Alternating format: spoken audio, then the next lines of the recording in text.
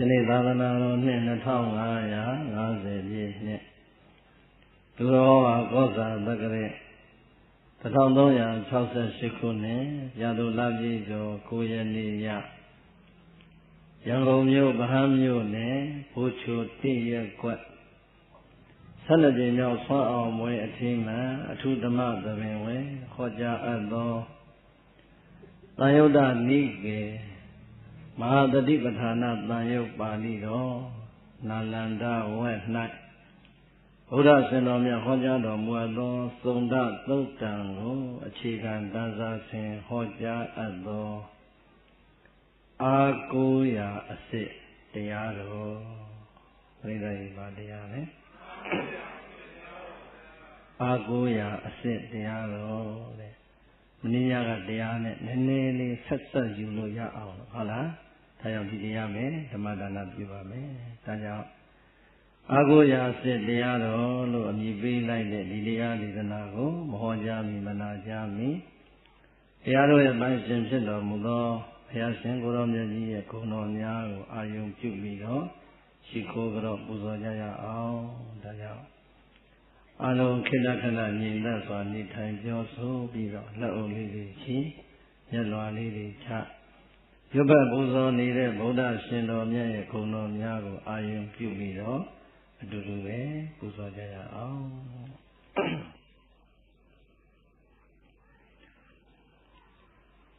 ဧနောဝအာနန္ဒသောဗံဓမ္မေတံဓမ္မတိသကံကန္တိတံသဗ္ဗကန္တနာဣဒကန္တနမမဟံ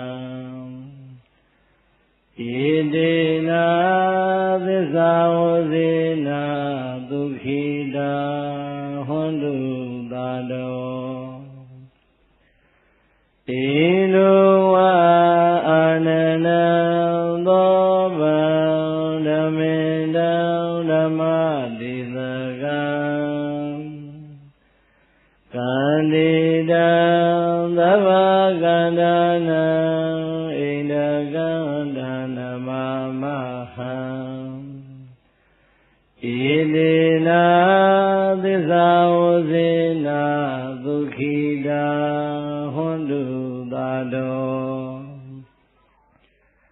သန္တိဘုံတော်ဆက်ရှိရန်လုံးနေ၍ဂုံသိတင်ထ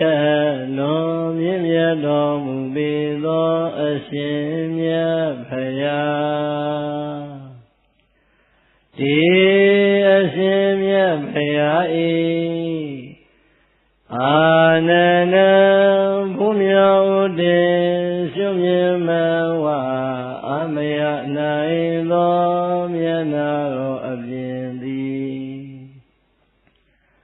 ဣနုဝအာဂဝေဟင်ထကောင်းကင်ဝေ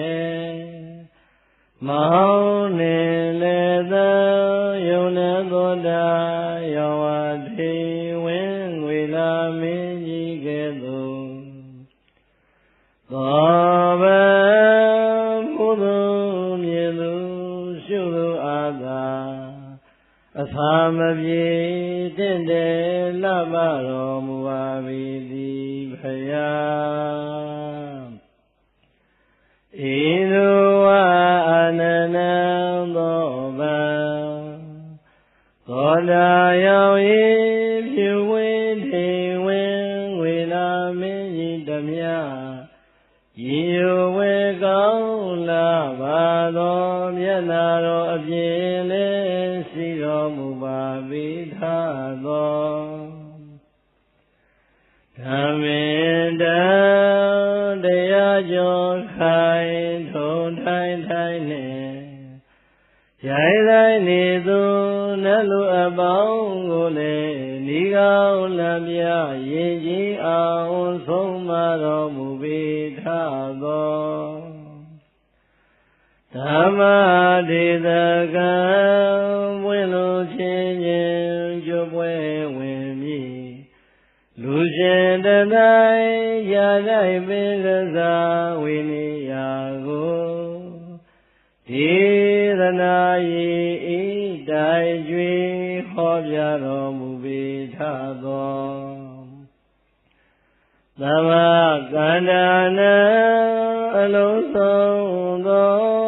အရာအရာယရနာဟုသမျှတို့ထကန္တိတံအစတရားမကသာအောင်နိသဖွယ်ရာလည်းဖြစ်တော်မူပါပေထသောဣဒကံရှိရှိသမျှဓမ္မဥသုံးအလုံးစုံကိုသိယုံပိုင်သာအစိုးရတော်မူပေထသောဒါနာယကံမဂ္ဂင်ရှိစုအောင်လံထူ၍နေဘူတောင်းမူဖောကရုဖြင့်ဆောင်ပို့တော်မူညာထိုရှင်တော်မြတ်ဖရာကိုအဟံဓမ္မကထာဒေသနာကိုဖွေရှာဟောမည်စိတ်ကရည်၍ယံစီအားထုတ်ဖရာတပည့်တော်ကျွန်နှုတ်သည်နမမိမန္တတော်ပလင်ဥစီကသရာတော်ရွှေရွှင်မြူပြည်လည်းရင်ရှိဝဉ္ဇခါနေ၍အကျဉ်ရင်ကြောလိုက်ရပါတော့သည်မြတ်စွာဘုရား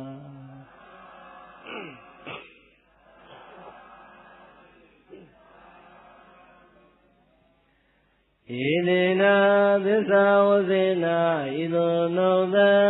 ဖော်ထုတ်ပြန်၍ဟောမှန်စွာပြောဆိုရသောဗနာမသစ္စာစကားကြောင့်သာတော်တရားချစ်ခင်စိတ်ကောင်းဝိညာဉ်ကုန်သောသင်္သူတော်စင်တရားနာပရိသတ်ပေါင်းတို့သည်ဒုက္ခိတာအန္တရေပြောက်ပြဲစီဝါတက်လျက်စိတ်ဆက်ရွှင်လန်းဝပတ္တသာချမ်းသာခြင်းရှိကြကုန်သည်ဟွန်တုဖြစ်ကြပါစေကုန်သတည်းနေဒုက္ခသာကိုယ်ဆင်းရဲခြင်းစိတ်ဆင်းရဲခြင်းကိုယ်စိတ်နှပါတို့၏ဆင်းရဲခြင်းဆွဲသောဆင်းရဲခြင်းအပေါင်းတို့မှလည်းကင်းဝေးကြကုန်သည်ဟွန်တုဖြစ်ကြပါစေကုန်သတည်းနေဝယသာအတ္တနုဝါဒဘိပရာနုဝါဒဘိသန္တာဘိဒုက္ခတိဘိအစာရှိကုန်သောမကောင်းသောဘေးအပေါင်းတို့မှလည်းကင်းဝေးကြကုန်သည်ဟွန်တုဖြစ်ကြပါစေကုန်သတည်းနေသောကာသာမညုမမိန်တကုရှိန်၍ဆိုရိမနောင်ကြောက်ကြပူဆွေးကိုကျွေးခြင်းတို့မှလည်းကင်းဝေးကြကုန်သည်ဟွန်တုဖြစ်ကြပါစေကုန်သတည်းဟွန်တုယခုစွာသောသစ္စာစကားနှင့်ဘုလိုအပ်သောမေတ္တာဓာတ်ရှိန်ဝါတို့ကြောင့်အချိန်မကြာကိုယ်စီကိုယ်ငါဖြစ်တော်မူနိုင်ကြပါစေကုန်သတည်း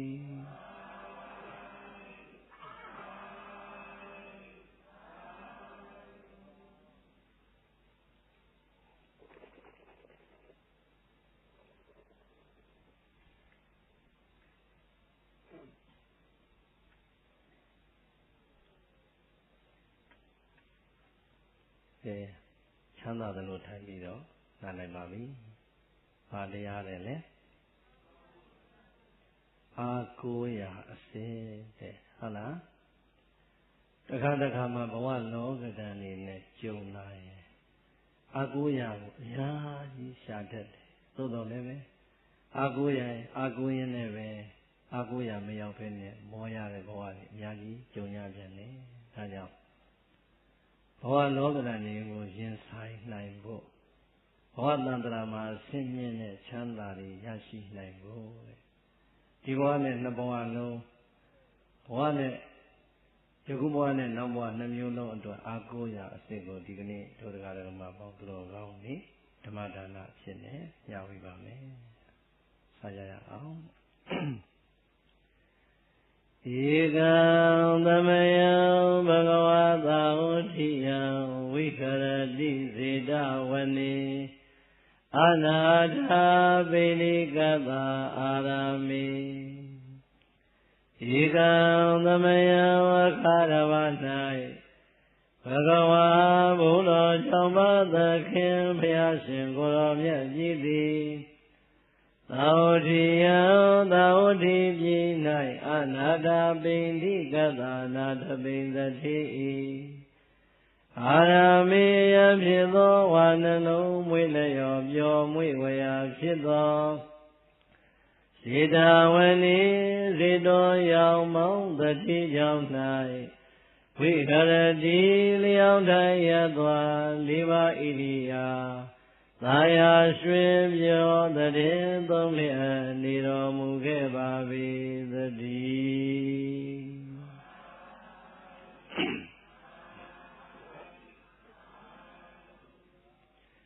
ဘုရား၆ပါးသခင်ဘုရားရှင်ကိုယ်တော်မြတ်ကြီးတတ်တော်ထင်ရှားရှိစဉ်ကာလတုန်းကသာဝတိမြို့ကနာတပိသတိကြီးဆောင်းလုံးလူတန်းထားတဲ့ဇေတောရွှေကျောင်းတော်ကြီးမှာယပတာလေးနီးမြကြီးရွှင်ပြုံးလို့တည်သုံးလို့နေတော်မူခဲ့ပါလေထိုကဲ့သို့ဘုရားရှင်ကိုယ်တော်မြတ်ကြီးသာဝတိပြည်မောဇေတောရွှေကျောင်းတော်ကြီးမှာချမ်းသာသာသာနဲ့တည်သုံးလို့နေတော်မူစဉ်ကာလဝေတဲ့တနေ့သောနေ့မှဖြင့်အရှင်သာရိပုတ္တရာမထေရမြတ်ကြီးရဲ့ညီငယ်တစ်ပါးဖြစ်တဲ့သုန္ဒမထေရမြတ်သည်ရင်ဝင်ထဲမှလည်းသင်္ကန်းသပိတ်ပရိက္ခရာရှင်းပြားကိုပွေ့ချတော်မူလာရင်းဖြင့်ရွှေတော်ရွှေကျောင်းတော်ကြီးရဲ့မုတ်ဥဝါကနေ၍တလန်းချင်းနဲ့ကြွာလန်းလိုဝင်တော်မူလာပါလေပရိသတ်ဇေတော်ကျောင်းတိုင်းမုတ်ဥကနေဘယ်မထေကြွတော်မူလာလေသုန္ဒမထေတဲ့အရှင်သာရိပုတ္တရာမထေရမြတ်ကြီးရဲ့ညီငယ်တစ်ပါးဖြစ်တဲ့သုန္ဒမထေရင်ဝင်ထဲမှာလည်းသင်္ကန်းသပိတ်ပရိက္ခရာရှင်းပြားကိုပွေ့ချီလိုလာတော်မူနေတယ်ကြွာလန်းလာတဲ့ခြေလန်းတွေကလည်းပဲသံဝေကဉာဏ်ဤပွားပြီးတော့ဆင်ញင်လို့လှမ်းတော်မူလာနေတယ်အရှင်သုန္ဒမထေရရဲ့ကြွာလန်းလာတဲ့ခြေလန်းအမူအရာတွေကိုလည်းပဲခန္ဓာကိုယ်တည်တိုက်တော်ရဲ့ရှိနာကနေရက်လျက်အနေအထားဖြင့်အရှင်အာနန္ဒမထေရမြတ်ကမြင်တော်မူနေတယ်အာနန္ဒမထေရမြတ်ကြည့်ပြီးတော့ညီငယ်သုန္ဒမထေရကြွလာပါလားကြွလန်းလာတဲ့ခြေလန်းတွေကလည်းပဲသံဝေကဉာဏ်လေးပွားပြီးတော့ကြွလန်းလိုလာနေတယ်ရင်ဝင်ထဲမှာလည်းသင်္ကန်းသပိတ်ပရိက္ခရာရှစ်ဖြာကိုပွေ့ချီလိုလာနေပြန်တယ်ညီငယ်ရဲ့အသွင်အပြင်တွေကဖြင့်ထူဆန်းလိုက်တာလို့ညီငယ်သုန္ဒမထေရမြတ်ရဲ့ထူးခြားတဲ့အသွင်ပြင်ကိုတဲ့အာနန္ဒမထေရမြတ်စိတ်ဝင်စားစွာဖြင့်ခန္ဓာကိုယ်ဒီတိုက်တော်ရဲ့ရှင်နာကနေပြီးတော့ရက်လျက်ဆောင်ရင်းနဲ့နေတော်မူတယ်ဤတော်နောင်တော်နှစ်ပါးတို့အလွန်နီးကပ်တဲ့အနေအထားကိုရောက်လာတဲ့အချိန်နောင်တော်ဆရာနန္ဒမထေရမြတ်ကနှုတ်ခွန်းဆက်စကားကိုဆိုညီငယ်ရဲ့ရင်ဝင်ထဲမှာလည်းသင်္ကန်းသပိတ်ပရိက္ခရာရှစ်ဖြာကိုပွေ့ချီလို့ကြွလာပြန်တယ်ညီငယ်ကြွလာတဲ့ခြေလန်းတွေကလည်းပဲဓမ္မသံဝေကဉာဏ်ဤရင့်သာစွာနဲ့လှမ်းလို့ကြွလာတော်မူနေပြန်တယ်ညီငယ်ပဲချင်းရာကြောင့်များကြွလှမ်းလို့လာကြရတာလေကွယ်လို့ အရှင်အာနန္ဒမထေရမြတ်ကသုံးဒမထေရမြတ်ကိုမေခွန်းပေါင်းများစွာနဲ့မေးတော်မူလို့နှုတ်ဆက်တော်မူလိုက်ပါပြီဒီတော့အာနန္ဒမထေရမြတ်ကြီးရဲ့မေခွန်းนี่နားထောင်ပြီးတော့အရှင်သုံးဒမထေရမြတ်ရဲ့မျက်နာတော်အရှင်အာနန္ဒမထေရမြတ်ရဲ့မျက်နှာတော်ကိုတဲ့တဲ့ကြည့်တော်မူရင်လည်းယုတ်သေးစွာလျှောက်ထားလို့နေတော်မူပါပြီဗန္တိအာနန္ဒအရှင်မြတ်အာနန္ဒဘုရားအရှင်ဘုရားအာနန္ဒဘုရားဟောဒီတပည့်တော်ရဲ့ရင်ဝင်ထဲမှာပွင့်ရှိလာတဲ့သင်္ကန်းသပိတ်ပရိစ္ဆာရှစ်ပြာတို့သည်တပည့်တော်တို့ရဲ့အကိုကြီးအရှင်ဘုရားတို့အားလုံးရဲ့နောင်တော်ကြီးဖြစ်တော်မူတဲ့အရှင်သာရိပုတ္တရာကိုယ်တော်တိုင်ဆွမ်းခံလို့ကိုယ်တော်တိုင်ဝတ်ယုံတော်မူခဲ့တဲ့သင်္ကန်းသပိတ်ပရိက္ခာရှစ်ပြာဖြစ်ပါတယ်ဘုရား။အိုအရှင်မြတ်အာနန္ဒမြတ်အာနန္ဒဘုရားတပည့်တော်တို့ရဲ့အကိုကြီးအရှင်ဘုရားတို့ရဲ့နောင်တော်ကြီးဖြစ်တော်မူတဲ့အရှင်သာရိပုတ္တရာမထေရမြတ်ကြီးသည်ဟိုမဂရတိုင်းကနာလကဆိုတဲ့ရွာသိမ်ရွာငယ်လေးမှာသူ့ကိုမွေးဖွားပေးခဲ့တဲ့မေတော်ကြီးရဲ့တိုက်ခန်းချင်းချင်းလေးမှာအမိကိုနောက်ဆုံးကျေးဇူးဆက်တရားတွေဟောကြားတော်မူပြီးတဲ့အချိန်ယခုအချိန်မှာပြိဋိဘံဝင်စားသသိလို့ခြုံငိမ့်တော်မူပြီးခဲ့ပါပြီဘုရားအရှင်ဘုရား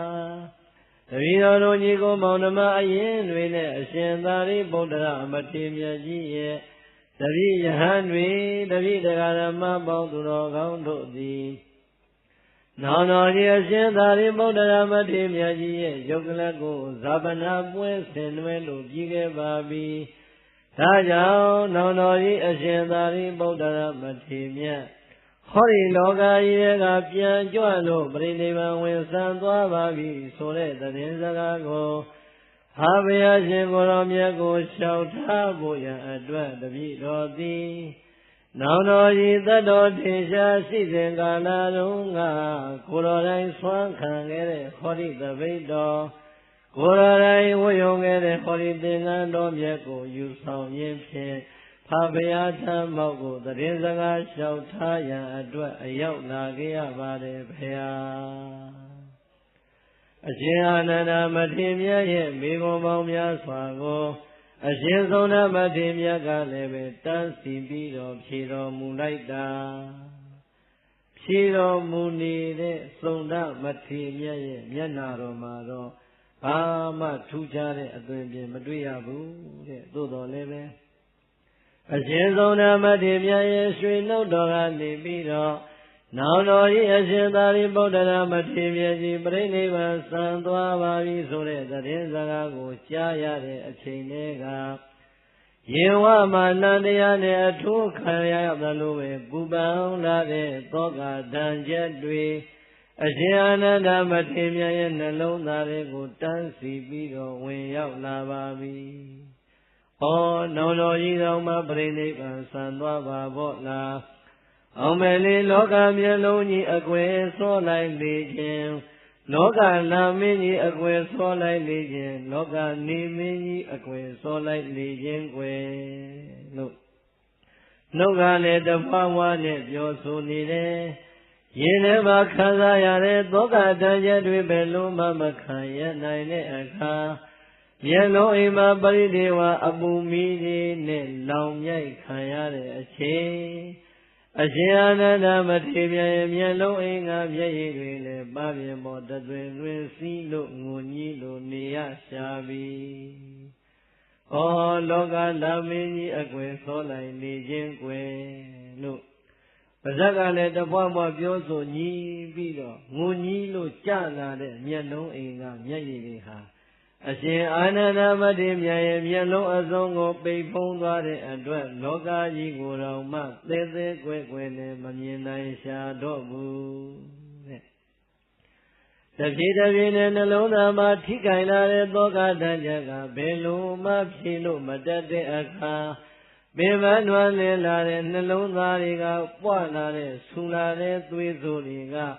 အရှင်အာနန္ဒမထေရမြတ်ကိုနှိမ့်ဆက်လာတဲ့အချိန် န္ဓာကိုယ်ကြီးကိုရင်းရရင်ခန္ဓာကိုယ်ကြီးကိုတောင်းတင်းပြီးတော့ရက်ချင်းကတော့မစွမ်းနိုင်တဲ့အခါ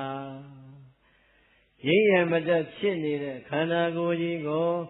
အရှင်ဆုံးနာမထေရမြတ်ရဲ့ပခုံးလေးပေါ်မှာအသာတိုင်းဖန်လို့မိအရှင်အာနန္ဒမထေရမြတ်ရဲ့မိအစုံမျက်နှာတော်လေးကအရှင်ဆုံးနာမထေရမြတ်ရဲ့ပခုံးပေါ်မှာမိရင်နဲ့ငိုရရှာပြန်ပြီညီငယ်တဲ့နောင်တော်ရဲ့ရှင်သာရိပုတ္တရာမထေရမြတ်ပြိဋိနိဗ္ဗာန်ဆံသွားပြီဆိုတဲ့သတင်းစကားကိုကြားရတဲ့အချိန်နောင်တော့ရင်ထဲမှာခံစားရတဲ့သောကတန်ချက်ဘယ်လိုမှမခံတတ်တော့ပါဘူးညီငယ်တဲ့ဒါကြောင့်ရေးရိုင်လဲမတတ်ဖြစ်နေတဲ့ခေါ်ဒီခန္ဓာကြီးကိုညီငယ်ကိုမိထားပါရစေညီငယ်ကိုပဲအာကိုအမိပြုရင်းနဲ့နောင်တော့ရင်ထဲကခံစားချက်တွေထိမ့်သိမ့်ပါရစေလို့နှုတ်ကလည်းတပွားပွားပြောနေတယ်မျက်လုံးအိမ်ကကြားလာတဲ့မျက်ရည်တွေကဘာဖြင့်ပေါ်ကိုစီဘာဖြင့်ပေါ်ကနေပြီးတော့အရှင်ဆုံးဓမ္မထေရမြတ်ရဲ့ပခုံးပေါ်မှာတသွင်သွင်းစီးလို့ငုံကြီးလို့နေတယ်နှုတ်ကလည်းမနေတတ်ဘူးတဲ့တပွားပွားပြောလို့နေတယ်ညီငယ်ရဲ့တဲ့မြတ်စွာဘုရားရဲ့သာသနာမှာရှင်တော်မြတ်ဘုရားဟောကြားခဲ့တဲ့တရားလမ်းစဉ်အတိုင်းသောတာပန်အစဉ်ကိုရောက်အောင်နောင်တော်ကျင့်ပင်ကျင့်ပြီးရတော်လည်းပဲနောင်တော်ကြီးသာရိပုတ္တရာပြိဋိနိဗ္ဗာန်ဆံသွားပြီဆိုတဲ့သတင်းစကားကိုကြားရတဲ့အချိန်နောင်တော်ရင်ထဲကသောကတန်ချက်ဘယ်လိုမှမခံစားနိုင်တော့တဲ့အတွက်ကြောင့်ညီငယ်ရဲ့အခုအချိန်မှာဖြင့်အနိစ္စဆိုတဲ့သဘောတရားတွေလည်းနောင်တော်ရဲ့ဉာဏ်ထဲမှာမမြင်နိုင်တော့ပါဘူးဒုက္ခဆိုတဲ့သဘောတရားတွေနဲ့ညောင်တော်ရဲ့အတိထဲမှာမတွေ့နိုင်တော့ပါဘူးငါတို့မပိုင်တဲ့ခန္ဓာကိုယ်ကြီးပါလားဆိုတဲ့အတိအဉာဏ်တွေလည်းပျောက်ကွယ်လို့သွားကြရပါပြီကွယ်ညောင်တော်ရဲ့အစိတ်အစဉ်မှာဉာဏ်စဉ်တွေလည်းပျောက်ကုန်ပြီညီငယ်တဲ့ပြိဿရဲ့အာနန္ဒမထေရမြတ်အာရပါရနဲ့ငိုမနေရဘူးလားဘာဖြစ်လို့ငိုရတာလဲအရှင်သာရိပုတ္တရာမထေရမြတ်ကြီးပြိဋိနိဗ္ဗာန်ဆံသွားပြီဆိုတဲ့သတင်းစကားညီငယ်ဆုံးနာမထေရမြတ်ရဲ့ရွှေနှုတ်တော်ကနေကြားရတဲ့အချိန်လေးကငိုနေလိုက်ရတာညီငယ်အရင်ဖြစ်တဲ့သုံဒမထေရမြတ်ကတော့အဲ့ဒီအချိန်မှာအာသောကင်းတဲ့ယဟန္တာမထေရမြတ်ကြီးဖြစ်နေပြီဆိုတော့ပြိဿယဟန္တာမထေရမြတ်ကြီးလေငိုပါအောင်မလားမငိုတော့ဘူးအရှင်အာနန္ဒမထေရမြတ်ကဘယ်အဆင့်ပဲရှိတယ်သောတာပန်နဲ့ဒါကြောင့်နှလုံးသားထဲမှာသောတာပန်အဆင့်သာရှိသေးတဲ့အာနန္ဒမထေရမြတ်ယင်းတွေကသောကတန်ချက်ဘယ်လိုမှမခံတတ်တဲ့အတွက်ကြောင့်မျက်လုံးအင်္ဂါမျက်ရည်တွေလည်းတသွင်သွင်းစီးကြပြီးတော့ငုံကြီးလိုနေတယ်နှလုံးသားကဓာတ်ချက်တွေပြင်းထန်လို့တဲ့အတွက်ကြောင့်ခန္ဓာကိုယ်ကြီးလည်းရင်းရိုက်မတတ်ခံစားလို့နေရတယ်နှုတ်ကလည်းပဲတဖွာဖွာပြောပြီးတော့ညီငယ်ဆုံးနာမထေရမြတ်ကိုဆိုပြနေပြန်တယ်ဒီတော့လေအာနန္ဒမထေရမြတ်ကြီးရဲ့ဖြစ်နေရတဲ့ဖြစ်အင်ကိုညီငယ်ဆုံးနာမထေရမြတ်ကလည်းအားပေးလို့နှစ်သိမ့်တော်မူပါတယ်နောင်တော်ကြီးအရှင်အာနန္ဒမထေရမြတ်ရဲ့လက်မောင်းလေးကိုအပါပါလေးနဲ့ဆုပ်ကိုင်းဖြင်းညင်းသားရတဲ့အတန်လေးနဲ့အားပေးတော်မူလိုက်ပါပြီနောင်တော်ဘုရားသတိထားတော်မူပါဘုရားတပည့်တော်ရဲ့လာရင်ကိစ္စဖြစ်တဲ့ဖာဘုရားရှင်ကိုတော်မြတ်ကိုသတင်းစကားလျှောက်ထားဖို့ရန်တာဝန်ကြံပါသေးတယ်ဒါကြောင့်တပည့်တော်နဲ့နောင်တော်ညီတော်တို့လျောက်သားရှင်တော်မြတ်ဘုရားဓမ္မကိုအရောက်သွားလို့သတင်းလျှောက်ထားကြရအောင်ဘုရားတတိထားပြီးတော့အာတင်းပါဘုရားတဲ့ညီငယ်ဆုံးတာမထေရကအားပေးရှာတယ်ဒီတော့မှအရှင်အာနန္ဒမထေရမြတ်ညီငယ်ဆုံးတာမထေရပိုက်လာတဲ့သင်္ကန်းသပိတ်လေးကိုလွှဲပြောင်းလို့ယူခန္ဓာကိုယ်တည်တိုက်တော်ထဲမှာသတင်းသုံးတော်မူနေတဲ့ရှင်တော်မြတ်ဘုရားရှိရာကိုညီတော်နောင်တော်နှစ်ပါးကြွလို့ဝင်သွားတော်မူခဲ့ပါပြီအရှင်အာနန္ဒမထေရမြတ်ကရှိကကြွတော်မူအရှင်ဆုံးတာမထေရမြတ်ကနောက်တော်ပါကလိုက်တော်မူခန္ဓာကိုယ်တည်တိုက်တော်ထဲကသလွန်ကြောင်ဆောင်ပေါ်မှာသတင်းသုံးတော်မူနေတဲ့ ရှင်တော်မြတ်ဖရာရဲ့ရှိတော်မောင်းယောက်ျားတဲ့အခါသင်္ကန်းလေးတွေသပိတ်ပရိက္ခရာလေးတွေရှေ့မှာချပြီးတော့အရှင်အာနန္ဒမတ္တိမြတ်ရဲ့ရွှေနှုတ်တော်ကအသံတော်စတင်လို့ထွက်ပါပြီဗန္တိအစိတ္တရာကုပေါင်းခါသည်သုံးလောကထွန်းထားမြတ်စွာဘုရားအိုးအရှင်မြတ်ဘုရားဟောဒီအရှင်ဘုရားရဲ့ရှိတော်မောင်းမှာခြားထားတဲ့သင်္ကန်းသပိတ်ပရိက္ခရာရှစ်ဖြာတို့သည်အရှင်ဘုရားရဲ့သားတော်ကြီးတပည့်တော်တို့ရဲ့နောင်တော်ကြီးဖြစ်တော်မူတဲ့အရှင်သာရိပုတ္တရာကိုယ်တော်တိုင်ဝတ်ယုံကိုယ်တော်တိုင်ဆွမ်းခံဖုံးမိခဲ့တဲ့သင်္ကန်းသပိတ်ပရိက္ခရာရှစ်ဖြာဖြစ်ပါတယ်ဘုရားဗန္တိဘုန်းတော်နေဟောထွန်းလင်းတောက်ပတော်မူပါသောမြတ်စွာဘုရားအရှင်ဘုရားအရှင်ဘုရားရဲ့သားတော်ကြီးတပည့်တော်တို့ရဲ့နောင်တော်ကြီးဖြစ်တော်မူတဲ့အရှင်သာရိပုတ္တရာမထေရမြတ်ကြီးသည်ဟိုမဂရတိုင်းကနာလကဆိုတဲ့ရွာသိရွာငယ်လေးမှရှိတဲ့သူကိုမွေးဖွားပေးခဲ့တဲ့မေတော်ကြီးရဲ့တိုက်ခန်းကြီးလေးထဲမှာအမိကိုနောက်ဆုံးကျေးဇူးဆက်တရားတွေခေါ်ကြပြီးတဲ့အချိန်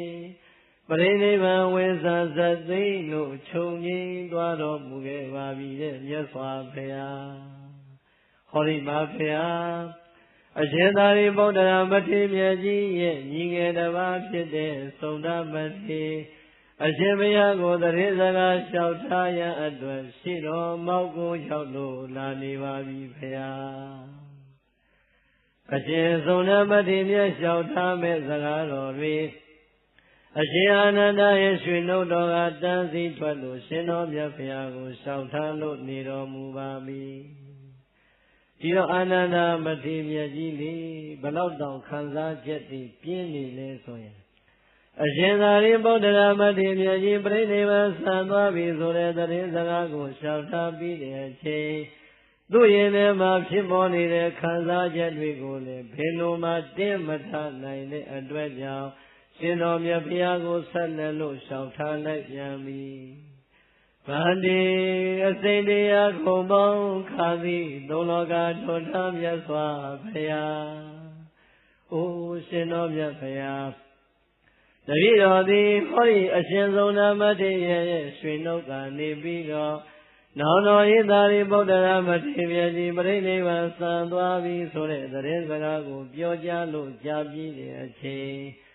တပည့်တော်ရဲ့ယေဝမလန်တရားအထိုးခံရသလိုပဲသောကတွေဝင်ရောက်နှိမ့်ဆက်ခံရပါတယ်ဘုရားသောကတန်ချက်တွေဘယ်လိုမှမခံတတ်မနေတတ်တဲ့အတွက်ကြောင့်မျက်လုံးအိမ်ကိုတက်ဆောင်လာတဲ့ပရိဒေဝအပူမိတွေကတပည့်တော်ရဲ့မျက်လုံးအိမ်ကမျက်ရည်မှုတွေတသွင်းသွင်းစီးပြီးတော့ငိုကြီးလို့ခံစားလိုက်ရတာအရှင်ဘုရားတပည့်တော်သည်အခိုက်အတန့်အဖြစ်လောကကြီးကိုယ်တော်မှသေးသေးကွယ်ကွယ်နဲ့မမြင်တော့ပါဘူးဘုရားအရှင်ဘုရားတပည့်တော်ရဲ့နှလုံးသားကသောကတချက်တွေပို့ပြီးတော့ဆွတ်တက်ခံစားလာရတဲ့အခါတပည့်တော်ရဲ့ခန္ဓာကိုယ်ရင်းရိုင်းလင်းမတက်ဖြစ်ရတဲ့အတွက်ကြောင့်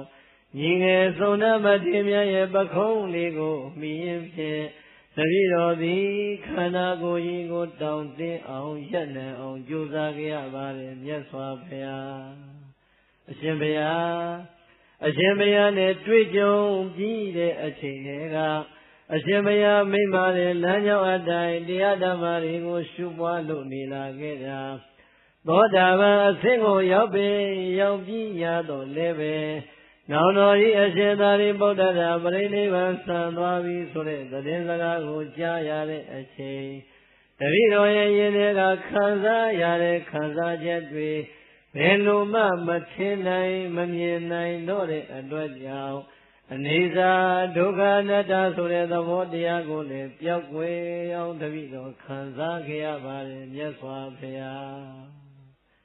အာရပါရနဲ့ငိုပြီးတော့ရှောက်နေလိုက်တာတဲ့ပလင်တော်ဘောကမြတ်စွာဘုရားကအာနန္ဒမထေရမြတ်ကိုကရုဏာသက်ပြုံးပြီးတော့ကြည့်တော့မူနေတယ် အရှင်အာနန္ဒမထေရယင်ထဲကခံစားရတဲ့တန်းစီပြီးတော့လျှောက်ထားလို့ပြီးသွားတဲ့အချိန်ခေတ္တကဏလေးအာနန္ဒမထေရငြိမ်သက်လို့သွားတဲ့အခါမှာ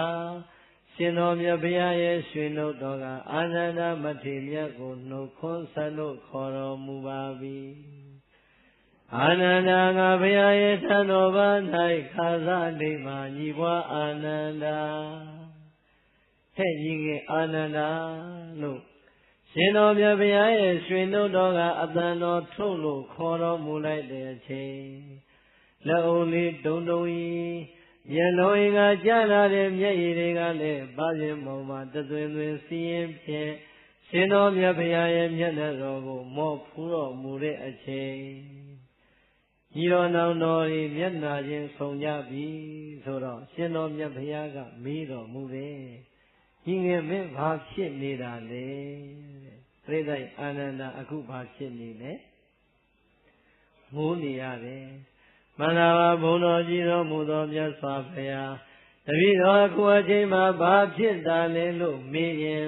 ဝမ်းနေစွာဖြင့်အာရပါရငိုကြွေးလို့နေရပါတယ်မြတ်စွာဘုရား။ဩငါညီငိုးနေတယ်ပေါ့။ဒါဆိုရင်ငါညီဘာကြောင့်ငိုးနေရတာလဲ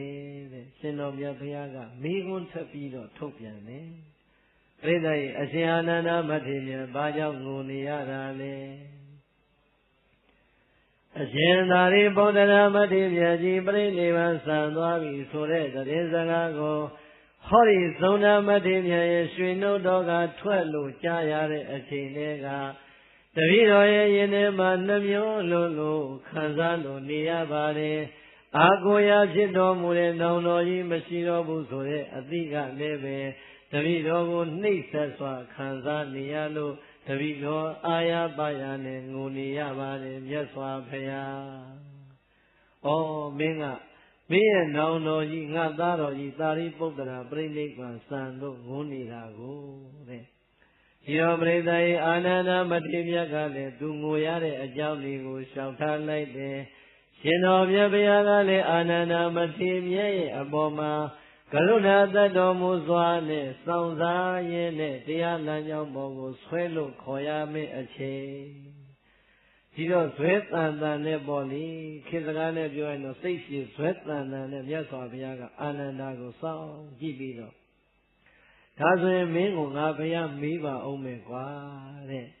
မင်းတို့ရဲ့နောင်တော်ကြီးငါဘုရားရဲ့သားတော်ကြီးဖြစ်တဲ့သာရိပုတ္တရာဟောဒီလောကကြီးရဲ့ကပြိဋိဘံစံမသွားခင်ကာလတုန်းကမင်းစီကနေပြီးတော့မင်းကျင့်ထားတဲ့သီလအကျင့်တွေသမာဓိအကျင့်တွေပညာအကျင့်တွေဝိမု ക്തി ညာနာတသနာလို့ခေါ်တဲ့လွတ်မြောက်ကြောင်းအကျင့်တွေကိုမင်းစီကယူသွားပြီးတော့ပြန်မပေးပဲပြိဋိဘံစံသွားလို့နှမျောလွန်လို့မင်းငိုနေရတာလားပြိဿရဲ့မြတ်စွာဘုရားကအာနန္ဒာကိုမေးခွန်းထုတ်ပြီဟုတ်လားမင်းစီကနေကွာတဲ့ငါသားတော်ကြီးကသီလသမာဓိပညာဝိမု ക്തി ညာနာဒသနာလို့ခေါ်တဲ့မင်းကျင့်ထားတဲ့အကျင့်တွေခဏပြီးစမ်းပါကွာလို့ယူထားပြီးတော့ပြန်မပြီးပဲနဲ့ပြိဋိဘံစံသွားလို့မင်းနှမျောပြီးငိုးနေတာလားတဲ့ပြိဿရဲ့အရက်စကားနဲ့ပြောရင်မြတ်စွာဘုရားအာနန္ဒာကိုခနဲ့လိုက်တာပဲဟုတ်တယ်မို့လားပရိသတ်ဟောဒီလောကကြီးကတစုံတရားအောင်သိဆုံးလို့ထွက်ခွာသွားပြီဆိုရင်သူ့လက်ထဲမှာတစုံတစ်ခုကိုယူပြီးတော့သွားနိုင်မလားရှင်တော်မြတ်ဘုရားရောမသိဘူးလားသိတယ်သို့တော်လည်းပဲမြတ်စွာဘုရားကခုလောက်ပူပြီးတော့နှိပ်စက်ထံခံနေရတဲ့အာနန္ဒာမထေရကိုဒီလိုမှမမေးရင်အာနန္ဒာမထေရသဘောပေါက်ပါမလားမပေါက်ဘူးသို့တော်လည်းပဲပြိဿရဲ့အာနန္ဒမထေရကိုလည်းရှင်တော်မြတ်ဘုရားကခနဲ့လို့မေးတော်မူတယ်အာနန္ဒမထေရကလည်းလျှော်သလားလို့မေးလိုက်တော့နည်းနည်းလေးမှမလျှော့ပါဘူးထပ်ပြီးတော့လျှောက်ပြန်ပါတယ်အရှင်ဘုရားရဲ့သားတော်ကြီးတပည့်တော်တို့ရဲ့နောင်တော်ကြီးဖြစ်တော်မူတဲ့ရှင်သာရိပုတ္တရာဟောဒီလောကကြီးကထွက်ခွာသွားတဲ့အချိန်တပည့်တော်ထံကလည်းဘာတစုံတစ်ခုမှယူမသွားသလိုတ ခြားသောပုဂ္ဂိုလ်တွေထံကလည်းပဲဘာတစုံတစ်ခုမှယူမသွားခဲ့ပါဘူးမြတ်စွာဘုရားအရှင်ဘုရားဘာတစုံတစ်ခုမှယူမသွား냐တော့လည်းပဲအရှင်ဘုရားရဲ့သာသနာတော်ကြီးကိုပြန်ပြီးတော့ကြည့်လိုက်မယ်ဆိုရင်အရှင်ဘုရားပြည့်ရင်ပြည့်တပည့်တော်တို့ရဲ့နောင်တော်ကြီးဖြစ်တော်မူတဲ့အရှင်သာရိပုတ္တရာသည်အကိုကြီးတော်အဖအယာဆိုတဲ့အတိုင်းပါပဲတပည့်တော်တို့အားလုံးအတွက်ဒုတိယဖခင်ကြီးဆိုရင်လည်းပဲဖခင်ကောင်းကြီးတယောက်လိုလေးစားလို့တန်ဖိုးထားကြရပါတယ်အကိုကြီးတယောက်လိုပဲယင်ထဲမှာခံစားနိုင်မယ်ဆိုရင်လည်းပဲတုံတုံစင်ညီငယ်အရင်လေးတွေလိုတပည့်တော်တို့ရဲ့အပေါ်မှာမေတ္တာကရုဏာတော်ကြီးမားခဲ့တဲ့နောင်တော်ကြီးဖြစ်ပါတယ်အရှင်ဘုရားအရှင်ဘုရားတပည့်တော်သည်အရှင်သာရိပုတ္တရာမထေရမြတ်ကြီးပြိဋိဘံဆံသွားပြီဆိုတဲ့အသည့်ကိုယင်ထဲမှာခံစားရတဲ့အချိန်မှာငါတို့အတွက်ဘဝသန္တရာအမောင်လေးကိန်းလာတဲ့ငါတို့ရဲ့အမောင်တုနှလုံးသားကြီးကိုအလင်းတွေပေးခဲ့တဲ့တရားအလင်းတွေပေးခဲ့တဲ့ငါတို့ရဲ့နောင်တော်ကြီးလောကနေမင်းကြီးလိုပဲအမောင်ခွင်းလိုအလင်းဆောင်ပြခဲ့တဲ့ငါတို့ရဲ့နောင်တော်ကြီးအောင်မေလေးလောကနေမင်းကြီးနဲ့တူတဲ့ငါတို့နောင်တော်ကြီးအကွယ်စောလိုက်တာလို့လည်းနှမျိုးခံစားကြရပါတယ်တပည့်တော်တို့ရဲ့နှလုံးသားထဲမှာလောင်မြိုက်တဲ့သောကဓာန်ချက်မှန်သမျှကိုလည်းပဲဤမြာတဲ့တရားဓမ္မအယောင်တွေနဲ့ပြီးခဲ့တဲ့နောင်တော်ကြီးဖြစ်တော်မူတဲ့အတွက်ကြောင့်အရှင်ဘုရားတပည့်တော်သည်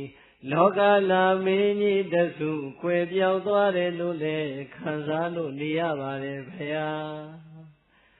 ကွယ်စရာရှားလိုက်တာဘုရားတဲ့လောကလာမင်းကြီးနဲ့တူတဲ့တပည့်တော်တို့ရဲ့နောင်တော်ကြီးအကွယ်စောလိုက်တာလောကနေမင်းကြီးနဲ့တူတဲ့တပည့်တော်တို့ရဲ့နောင်တော်ကြီးအကွယ်စောလိုက်တာဘုရားအရှင်ဘုရားတပည့်တော်သည်နောင်တော်ကြီးရဲ့ယူပကာယတော်ကြီးကိုတန်းတာပြီးတော့သမျိုးလိုကိုနေရတာမဟုတ်ပါဘူးဟောဒီနောင်တော်ကြီးဖြစ်တော်မူတဲ့အရှင်သာရိပုတ္တရာမထေရမြတ်ကြီးသည်တပည့်တော်တို့အားလုံးကတရားဓမ္မဟောပြဖို့လျှောက်ထားလေတိုင်းဩဝါဒအထူးတွေနဲ့မိန့်ကြဖို့ရန်လျှောက်ထားလေတိုင်းမှာဖြစ်နေပူတယ်မရှောင်မိုးရွာတယ်မရှောင်ပင်မနဲ့မရှောင်ချမ်းသာတယ်မရှောင်အရက်နေပင်မရှောင်မင်းနဲ့အချိန်မရွေးတရားဟောလို့ပြီးခဲ့တဲ့နောင်တော်ကြီးပါဖရာအချိန်မရွေးဩဝါဒတရားတွေနဲ့ဆုံးမတော်မူခဲ့တဲ့နောင်တော်ကြီးပါဖရာအရှင်ဘုရားတပည့်တော်သည်နောင်တော်ကြီးရဲ့ကြီးကျယ်မြင့်မြတ်တဲ့အဲ့ဒီအချိန်မရွေးတရားဟောပြီးတဲ့ဓမ္မနုခစိတ်သက်ကိုပြန်လေကကြားရောက်ပြန်လေကတွေးလိုက်တိုင်းမှာဖြင့်ဘယ်လိုမှဆွေးမပြေအောင်တပည့်တော်ငိုလို့ခံစားနေရပါတယ်မြတ်စွာဘုရားပရိသတ်အာနန္ဒမထေရမြတ်သည်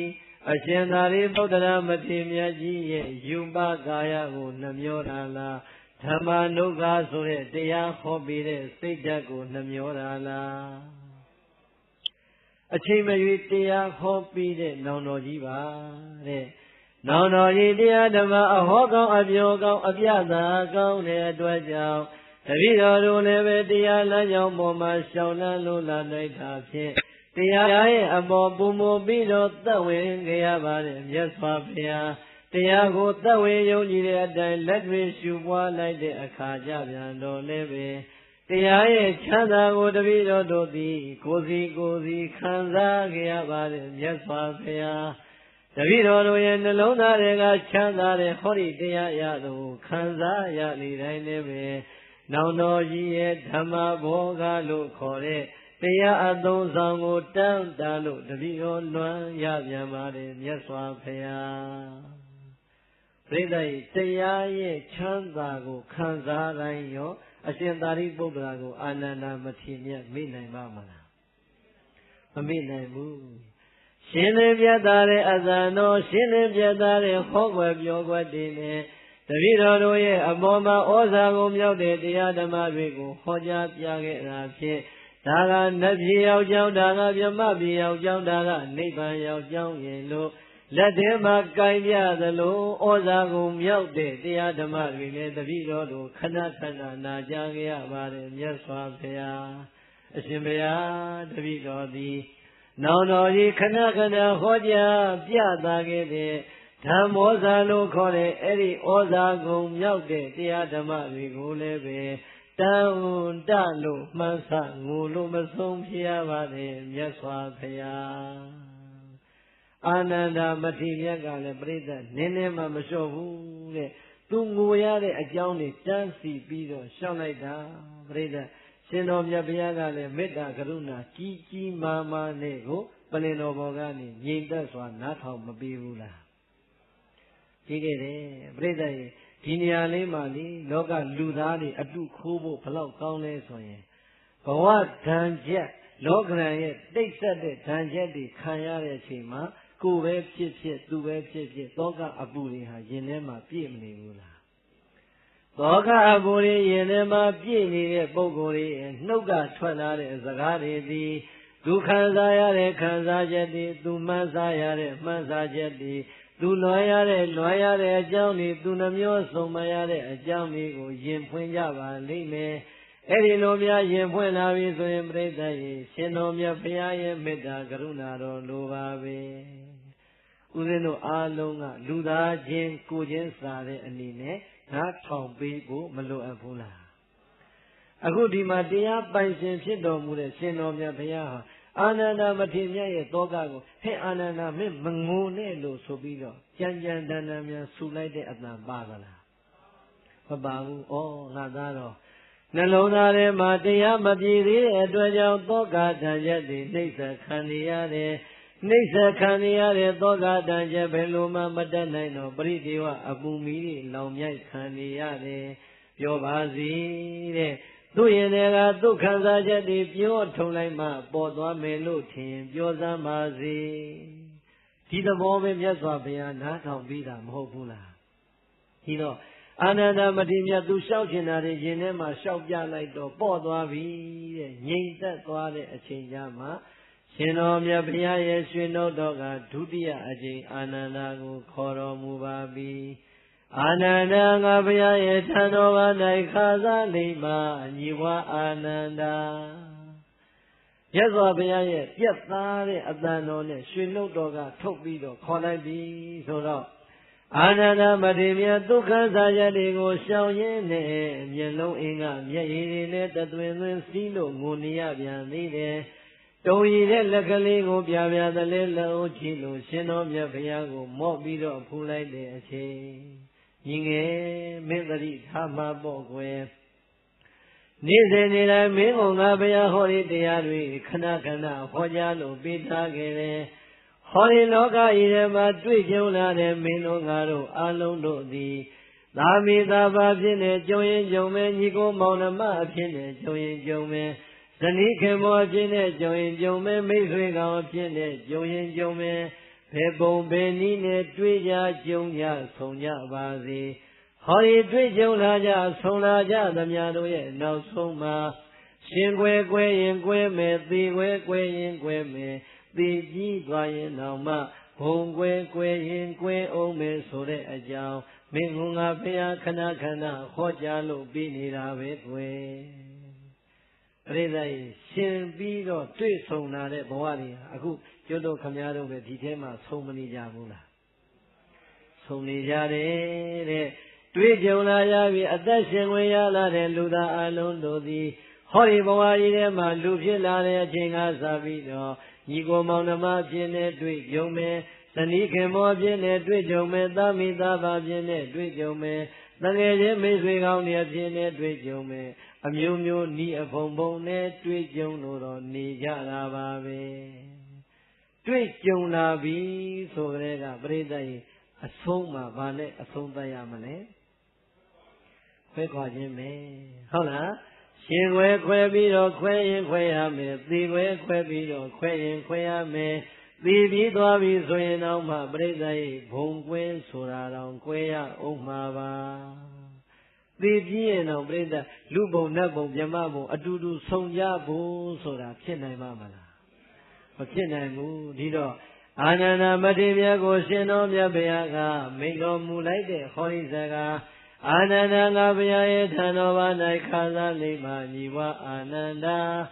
ဟောဒီလောကကြီးထဲမှာတွေ့ကြုံလာသမျှအရာအလုံးတို့သည်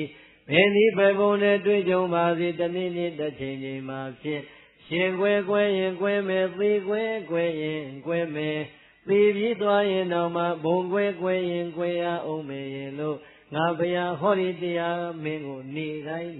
ဟောကြားလို့ပြသခဲ့ပါတယ်မင်းတတိထားမှပေါ့ညီငယ်တဲ့အာနန္ဒငါဘုရားရဲ့ထံတော်ဘာ၌ခါစားလိမ့်မှာအညီဘွားအာနန္ဒဟောဒီလောကကြီးထဲမှာဖြစ်နေတဲ့သဘောကိုမဖြစ်ဖို့ရန်ပြည့်နေတဲ့သဘောကိုမပြည့်စည်ဖို့ရန်ကြီးပွားနေတဲ့သဘောကိုမကြီးပွားဖို့ရန်ဆုံးယုံနေတဲ့သဘောကိုမဆုံးယုံဖို့ရန်ငါဘုရားရှင်ကိုယ်တိုင်ဒီပင်လည်းရင်တားမရတဲ့အရာတွေဖြစ်ပါတယ်ကွယ်ဖြစ်ခြင်းပြည့်ခြင်းဆုံးယုံခြင်းကြီးပွားခြင်းဆိုတဲ့ဒီသဘောတရားတွေဟာသူ့တဘာဝအတိုင်းဖြစ်နေမှာပဲကွယ်တဲ့ငါဘုရားတော်မှတားလို့မရပဲပဲပြိဿဖြစ်နေတဲ့သဘောကိုမဖြစ်ဖို့မြတ်စွာဘုရားတားခဲ့သလားပြတ်နေတဲ့သဘောကိုမပြတ်ဖို့တားခဲ့သလားမတားခဲ့ဘူးကြီးဝါနေတဲ့သဘောကိုလည်းမကြီးဝါဖို့ရအတွက်မြတ်စွာဘုရားမတားခဲ့ပါဘူးဆုံးယုံနေတဲ့သဘောကိုလည်းမဆုံးယုံဖို့ရအတွက်ရှင်တော်မြတ်ဘုရားတားတော်မမူခဲ့ပါဘူးဒီတော့အာလုံးဒီနေရာမှာအာလုံးဥစဉ်တို့တွေဘဝနဲ့ရှင်ပြီးတော့နည်းနည်းလေးကွန်ပီယာလုပ်ကြည့်တာပေါ့နှိုင်းရှင်ကြည့်ရင်အခုအာနန္ဒမထေရကြုံနေရတဲ့ဘဝလောကရန်မျိုးဟာကျုပ်တို့ခမည်းတော်အားလုံးကြုံမနေဘူးလားကြုံနေရတယ်ဘဝထဲမှာလောကထဲမှာလူလာဖြစ်ကြတဲ့လူသားအားလုံးတို့သည်တယောက်တည်းလောကအလယ်ရောက်လာတာမဟုတ်တဲ့အတွက်ကြောင့်ပြိဿရေညီကိုမောင်နှမမြောင်များစွာနဲ့နေရမယ်။သာမိသားဖာမြောင်များစွာနဲ့နေရမယ်။တရေချင်းမိတ်ဆွေမြောင်များစွာနဲ့နေရမယ်။ချစ်ခင်စွာပေါင်းသင်းလို့အတူထွန်တွဲလို့နေကြရပါတယ်။မနေကြရဘူးလား။ဒီတော့အတူဆုံးအတူတွေ့ပြီးတော့ဘဝတစ်ခုထဲမှာရောက်လာကြပြီဆိုတော့တနေ့နေ့တစ်ချိန်ချင်းအားလုံးဥစဉ်တို့ရောဒုဒကာရမကြီးရောဒီအကွဲဆိုတဲ့ရှင်ခွဲသေခွဲဟာဘယ်သူမျိုးမဆိုမကြုံနိုင်ဘူးလားကြုံရမှာပဲပရိသတ်ရဲ့ကိုယ့်ရဲ့မိသားစုဘဝတွေကိုပြန်ပြီးတော့ကြည်လိုက်စမ်းမှာဆလေဝင်ဖေမမဲခင်တုန်းကအမေတို့အဖေတို့ရဲ့အိမ်မောမှာအပျော်ကြီးပျော်ပြီးတော့အတူတူနေလာခဲ့ကြတာညီကောင်မောင်နှမတွေတယောက်နဲ့တယောက်ပြုံးရွှင်ခြင်းမောစွာဖြင့်ချစ်ခင်စွာဖြင့်နေလာခဲ့တဲ့ညီကောင်မောင်နှမတွေတပြေးနဲ့ပညာတွေပြည့်စုံလို့ကိုယ်ဘဝနဲ့ကိုယ်ရှောင်လှမ်းလာတဲ့အခါတနှစ်တစ်ခါအမေအဖေအိမ်မှာပြန်ဆုံဖို့တောင်မှချိန်လို့ရသေးရဲ့လားမရတော့ဘူးပြိဿသိသွားတာတော့ဟုတ်သလားအရှင်သာရိပုတ္တရာမထေရကြီးအရှင်အာနန္ဒမထေရကိုခွဲသွားတဲ့သေခွဲမျိုးမဟုတ်ပင်မဟုတ်냐တော့လေဟောဒီဘဝကြီးထဲမှာတုံစင်းကြီးကိုမောင်နှမအရင်တွေတော်မှအသက်20ကျော်30လောက်ကစပြီးတော့ဒီကနေ့အချိန်ကိုအိမ်ပေါ်မှာအမေအဖေရဲ့ရှေ့မောက်မှာအတူဆုံကြပါစို့လို့ပြန်ပြီးတော့ချိန်ချက်ရင်ပြိဿရဲ့ဖေမိသားစုမှမလွယ်နိုင်တော့ပါဘူးကိုဘဝနဲ့ကိုရှောက်နှမ်းနေတဲ့အခါမသိရသေးတော့လေရှင်ခွဲဆိုတာကွဲမနေဘူးလားကွဲနေတယ်ဟုတ်လားဟောဒီတရားနာပရိသတ်ပေါင်းသူတော်ကောင်းတွေရဲ့အထက်မှာဒီနိုင်ငံမှာအတူနေအတူကွဲကြတဲ့မိသားစုတွေရှိတယ်လို့ဘဝအခြေအနေရနိုင်ငံရကျမ်းမှာသွားပြီးတော့ပညာသင်စည်းဝါးရှာနေတဲ့မိသားစုဝင်တွေလည်းမြောင်များစွာပါကြပါလိမ့်မယ်အေးဘလောက်ပင်ချစ်ပါစေဘလောက်ပင်မြတ်နိုးပါစေဘလောက်ပင်ဆုံးမပါစေတနည်းနည်းတစ်ချိန်ချင်းမှဖြစ်ရင်ဘဝလမ်းကြောင်းပေါ်မှာဘဝပေးတဲ့အတိုင်းရုန်းကန်လှုပ်ရှားရတဲ့အခါကျတော့ရှင်ကွဲနေရတဲ့မိသားစုတွေနဲ့မြောင်များစွာပါပါလိမ့်မယ်ရှင်ကွဲရတဲ့ဘဝကနေနောက်တစ်ဆင့်မြင့်လိုက်တဲ့အခါကျတော့ဟောဒီမိသားစုဘဝကနေပြီးတော့သေခွဲသွားတဲ့ပုဂ္ဂိုလ်တွေလည်းပါပါလိမ့်မယ်မပါနိုင်ဘူးလားရှင်ကွဲခဲ့လို့သင်္ဘောစိတ်မှလျင်စိတ်မှယထာစိတ်မှငိုရတဲ့အကျဉ်းလေးနဲ့မြောင်များစွာကြုံခဲ့ပါလိမ့်မယ် သေးခွဲခွဲငရလို့သုတ်တန်တစားသင်္ချိုင်းဝါမှာငိုရတဲ့အကျဉ်းလေးနဲ့မြောင်များစွာဂျုံခဲ့ပါလိမ့်မယ်အားလုံးကျုပ်တို့ခမည်းတော်ရောမငိုနေကြရဘူးလားငိုရတယ်တဲ့ဘာကြောင့်ဦးဇင်းတို့ကဒီတရားဟောတာလဲဦးဇင်းဘာမျိုးနဲ့မှဒီတရားတစ်ခါမှမဟောရသေးပါဘူးဟုတ်လားဒီတရားဘာကြောင့်ဟောပြတာလဲဆိုရင်ဦးဇင်းတို့ကိုယ်တိုင်ဒီပင်လေအရှင်အာနန္ဒာခံစားနေရတဲ့ခံစားချက်မျိုးဒီတက်တောင်မှပူလောင်တဲ့ခံစားချက်မျိုးကိုခံစားဘူးလိုက်တဲ့အခါဩငါတို့တောင်မှဒီလောက်ခံစားရရင်ဘဝထဲမှာဘဝအတွက်ရုန်းကန်နေရတဲ့လှုပ်ရှားနေရတဲ့တရားအသိနေရတဲ့တို့ရဲ့ကျေးဇူးရှင်ဗုဒ္ဓဘာသာဝင်သူတော်စင်တွေဒီလောကဓာတ်များကြုံရရင်ဘယ်လောက်ခံစားရမလဲဆိုတဲ့ကိုချင်းစာစိတ်ကြောင့်အာကိုရအစစ်ပျောက်သွားမှစိုးလို့အာကိုရအစစ်ကိုပြခြင်းလို့ဒီတရားကိုဟောတာပါဟုတ်လားဟောဒီပလင်ပေါ်မှာတရားဟောနေတဲ့အရှင်ဒီလည်းပဲမိဘနှစ်ပါးရဲ့အရေးအောက်ကနေအလွန်နုနေတဲ့ကိုနှစ်သာအရွယ်လေးကလေးကနေရှင်ခွဲခွဲလို့ဘဝကိုယုံကန်ခဲ့ရပါတယ်ဦးဇင်းတို့မှာကိုနှစ်သားလေးတွေကဆရာတော်ကရှင်ပြုမန္တလေးခေါ်မန္တလေးကနေဒီကိုရင်လူထွက်သွားလိမ့်မယ်ဆိုစိုးရင်ပြီးတော့ဘယ်ပို့လိုက်လဲဆိုရင်မန္တလေးတိုင်းဝမ်းတွင်းမြို့နယ်တောကြုံအောင်ရားကရွာသားဒီကိုတော်လေးကဟိုးအေယဝတီတိုင်းမြောင်းမြမြို့ဆိုတဲ့အလွန်ဝေးတဲ့နေရာကိုပို့ပြလိုက်တာပြိဿကိုနှစ်သားဆိုတဲ့အရွယ်လေးဟာအမေအဖေရဲ့အရေးအောက်မှာပျော်ပျော်ကြီးမနေခြင်းဘူးလားနေခြင်းပေမဲ့ဘဝအခြေအနေကဒီလိုဖန်လာပြီဆိုတဲ့အခါဆရာသမားရဲ့ကြီးမားတဲ့မေတ္တာကြီးမားတဲ့ရည်ရွယ်ချက်နဲ့ဆွဲထုတ်လာတဲ့အခါကျတော့အမေဖေဆိုတာဒီလောကမှာရှိတယ်ဆိုတဲ့အသိလောက်ပဲကြံတော့တယ်။ဒီ9 6နဲ့9နဲ့အမေဖေနဲ့မတွေ့ရဘူးတဲ့ခွဲခွာလို့နေခဲ့ရတာပြိဿကိုယ့်တဲ့သားကလေးကဒီလောကဓာတ်မကြုံခဲ့ရဘူးလား။မိမိရဲ့ဘဝကျမ်းမာရေးအခြေအနေလေးကောင်းလို့ပျော်ပျော်ကြီးတငယ်ချင်းကိုရင်လေးတွေနဲ့ဆောလို့နေရတဲ့အချိန်အမေအဖေဆိုတာတခါတခါသတိမရလောက်အောင်တော့မှမေ့ထားနိုင်ခဲ့ပြီမဲ့ကျမ်းမာရေးလေးမကောင်းဘူးကိုယ်လေးနဲ့နှွေးလာပြီခေါင်းလေးနဲ့ကိုက်လာပြီဆိုတဲ့အခါကျတော့ဟောဒီနှုတ်ကတန်တရင်ပြိဿရေဆရာတော်လို့တန်တမလားအမေလို့တန်တမလားအမေပဲတန်တမှာပဲဟုတ်လားအဲ့ဒီအရွယ်လေးတွေကတခါတခါကျတော့မျက်ရည်ကျတယ်ကိုကကျမ်းမာရေးမကောင်းဘူးဆံပြုတ်တော့မှဖြစ်မယ်ဆံပြုတ်ဆိုတာကလည်းစာသင်လိုက်ဆိုတော့ပြိဿဘယ်သူကမှယူရပြီးထူးဆန်းပြီးပြုတ်မပေးနိုင်ဘူးခမင်းချက်တဲ့ဆံကြမ်းကြမ်းလေးပဲမြန်မြန်လေးပြုတ်ထည့်ပြီးတော့ဒါလေးတောက်ရတော့မဝတဲ့ဝဒီဆံပြုတ်လေးတောက်ပြီးတော့ချွေးပြီးချွေးပေါက်နေနဲ့ကိုပူတက်နေတဲ့အချိန်မှာပြိဿဒီကလေးတယောက်ဟာအမေအဖေတဲ့နှွေးတဲ့ရင်ခွင်ဆိုတာရှိပါမလားရှိဘူးပြိဿ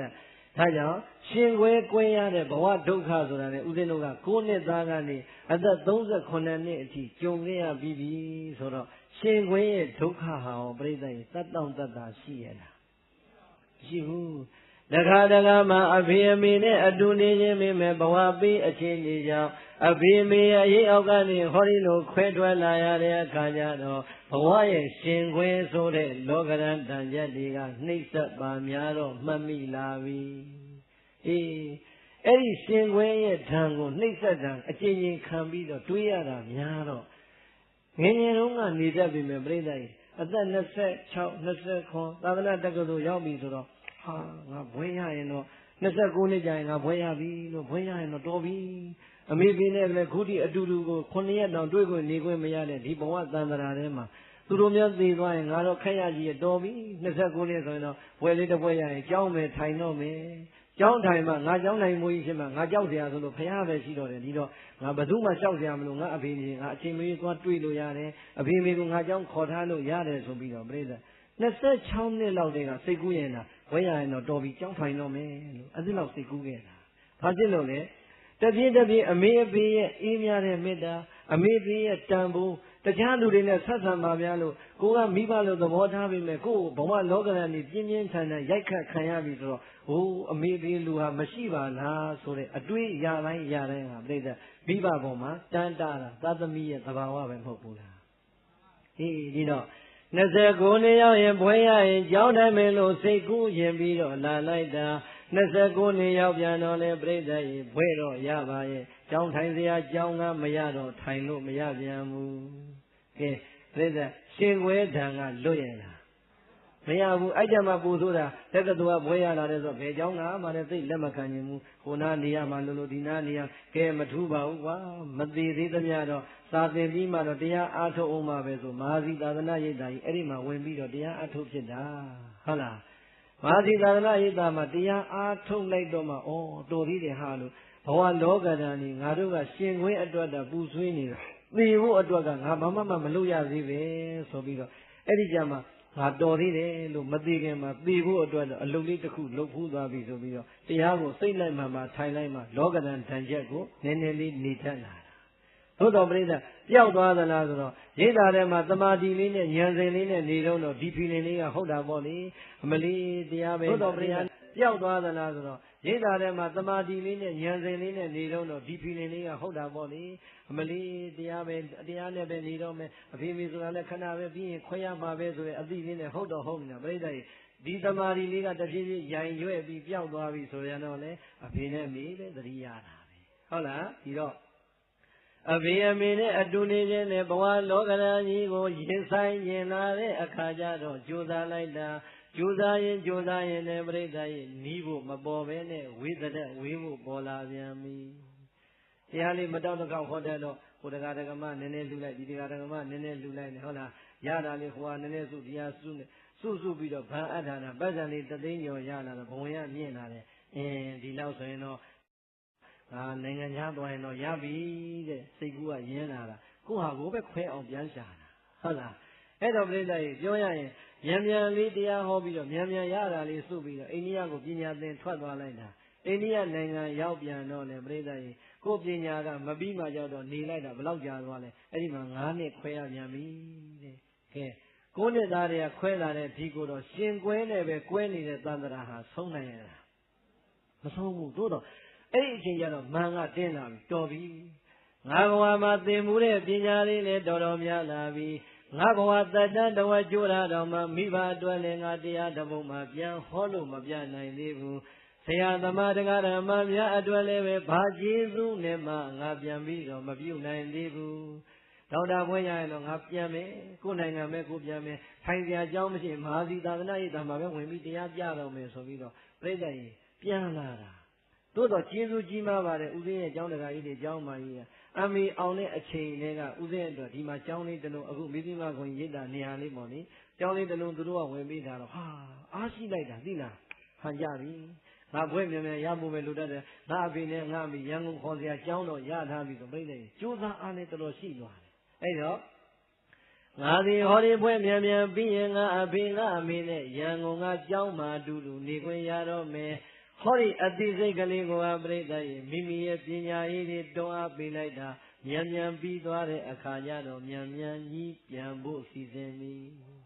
ဆုံးဖြတ်ချက်ခိုင်ခံချလိုက်ပြီနေစရာအကြောင်းလည်းရှိပြီစားစရာရှိမရှိအမေပင်နဲ့အတူတူနေခွင့်ရတော့မယ်ဆိုတဲ့ညှော်လင့်ချက်ဟာတပည့်တွေကိုလှမ်းဖုံးလိုက်ဟေးငါပြန်လာရင်လေစိတ်မှာအဖေနဲ့မေနဲ့ရှေ့ဆုံးကနေထားပြီးတော့ကြိုးစမ်းကွာလို့တို့သားမိတွေအခုမှအတူတူနေကြရမှာဆိုပြီးပြိဿကြီးငါနဲ့ငါအဖေငါအမေအတူတူတွဲပြီးတော့စကားလေးပြောခွင့်ရတော့မယ်အတူတူတွဲပြီးတော့နေထိုင်ခွင့်ရတော့မယ်အတူတူတွဲပြီးတော့တရားဓမ္မလေးဟောကြားပြသခွင့်ရတော့မယ်အဲ့ဒီနေ့ကပျော်တဲ့အပျော်ဟာပြိဿကြီးမျက်ရည်ကျလောက်အောင်တော့ပျော်ရွှင်စွာခံစားခဲ့ရပါတယ်ဒီတော့လောကဓာတ်ဟာပြိဿအငိုကနေပြီးတော့အငိုနဲ့ပဲပြန်ပြီးတော့မပေါင်းဘူးလားပူပြင်းတဲ့လောကဓာတ်တရားတွေနှိစ္စခံရပြန်တော့လည်းပဲမျက်ရည်တွေစီးကြပြီးတော့ငိုရပြန်တာပဲကောင်းမြတ်တဲ့လောကဓာတ်အနေနဲ့ကြုံမြန်တော့ရောပြိဿရဲ့ဝမ်းသာလွန်လို့ကြရတဲ့မျက်ရည်တွေကငိုရပြန်ပြီကဲဒီတိုင်းပဲတယောက်နဲ့တယောက်တစ်မျိုးနဲ့တစ်မျိုးမကြုံခဲ့ဘူးလားကြုံခဲ့ရတယ်ဒီတော့လေစိတ်ကူးတွေရင်တဲ့အတိုင်းအကောင်းထဲဖို့မြန်မာနိုင်ငံစရောက်ခါစားတရားပွဲတွေကလည်းဒီလောက်ခင်မစားသေးတော့ရှိတဲ့တရားပွဲတွေလက်ခံဟောအဖေနဲ့အမေကခြေဆုံးကဟုတ်လားအဖေကလည်းဘုန်းကြီးကျောင်းသားလည်းဖြစ်ခေပညာလည်းတက်စာလည်းတက်တဲ့အခါကျတော့တရားဟောပြီးပြန်လာရင်လေကျောင်းရောက်ရင်မအိပ်နိုင်ဘူးသားမိသားဖားတွေဦးဇင်းဒီနေရာလေးမှာဦးဇင်းဒါလေးကိုမထည့်နဲ့ဒါသိမ့်မလိုက်ဘူးဟွာလေးကိုထည့်ဟောအဖေကအကြံလေးတွေပြီးတော့သူကဘယ်ဇက်တော်လေးထည့်လိုက်ရင်တော့ဦးဇင်းအဆင်ပြေတယ်အဲ့ဒါလေးကိုသုံးစမ်းအဖေကတရားနာပြီးဒီတိုင်းမနာဘူးအကြံတွေပြီးနေတော့ဟာဟန်ကြလိုက်တာကိုမျောလင့်ထားတဲ့မျောလင့်ချက်တွေအကုန်ပြည့်ပြီလို့ ငါအဖေနဲ့ငါအမေနဲ့တော့အတူနေရတာတန်လိုက်တာဆိုပြိဿကြီးပျော်နေတာပဲအမှတ်တမဲ့ပဲမိမိတို့ရဲ့မိသားစုဘဝဟာအခုမှရတာရှိလိုက်တာဆိုပြီးတော့နေနာတဲ့မိမိရော့ရော့နေထိုင်ခြင်းဟာမထင်မှတ်တဲ့လောကဓာတ်နဲ့တွေ့တော့ခံရပြီဟုတ်လား